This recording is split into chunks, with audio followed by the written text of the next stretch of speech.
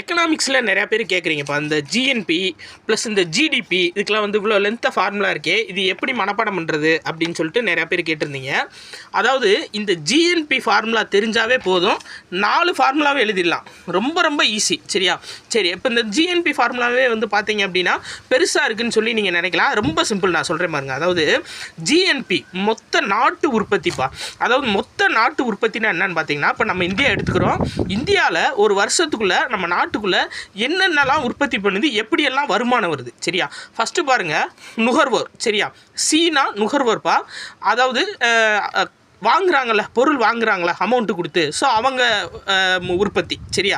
அடுத்து பாருங்கள், ஐ அப்படின்றது முதலீட்டாளர். இந்த நம்ம நாட்டில் வந்து முதலீடு பண்ணுறாங்கல்ல, அப்போ அது மூலியமாக ஒரு வருமானம் வருதுல்ல, அப்போ ஐ அப்படின்றது இன்வெஸ்டார், முதலீட்டாளர். அடுத்து பாருங்கள், ஜி அப்படின்றது கவர்மெண்ட் காஸ்ட்டு. சரியா? கவர்மெண்ட் பண்ணக்கூடிய ஒரு சில செலவுகள், அதுதான் ஜி, கவர்மெண்ட்டு. சரியா? எக்ஸு மைனஸ் எம் அப்படின்னா எக்ஸுன்றது எக்ஸ்போர்ட்டு, எம்ன்றது இம்போர்ட்டுப்பா. சரியா? அதான் ஏற்றுமதி மைனஸ் இறக்குமதி. இப்போ பாருங்களேன், ஏற்றுமதி அதிகமாக இருந்து இறக்குமதி கம்மியாக இருந்துச்சுன்னா இது ப்ளஸில் இருக்கும், அப்போ நம்மளுக்கு லாபம்.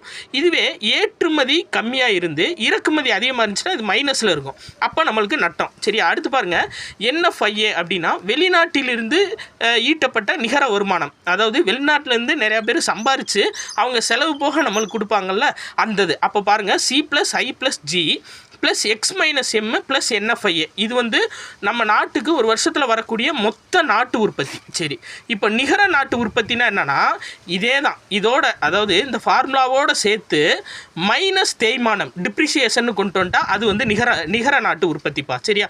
C plus I plus G plus X minus M plus NFIA minus depreciation. சரியா? மைனஸ் தேய்மானம் அப்படின்னு வந்துச்சு அப்படின்னா அது நிகர நாட்டு உற்பத்தி. இப்போ பாருங்கள், மொத்த உள்நாட்டு உற்பத்தினா என்ன அப்படின்னா இதே தான், ஆனால் ஃபாரின் அமௌண்ட் வந்து உள்ளே வராது. சரியா? அப்போ இதே ஃபார்முலா தான், C plus I plus G plus X minus M. ஏன்னா உள்நாட்டு தான், நம்ம உள்நாட்டுக்குள்ளே எவ்வளோ உற்பத்தி பண்ணுறோம், அப்போ ஃபாரின் அமௌண்ட் வராதுல.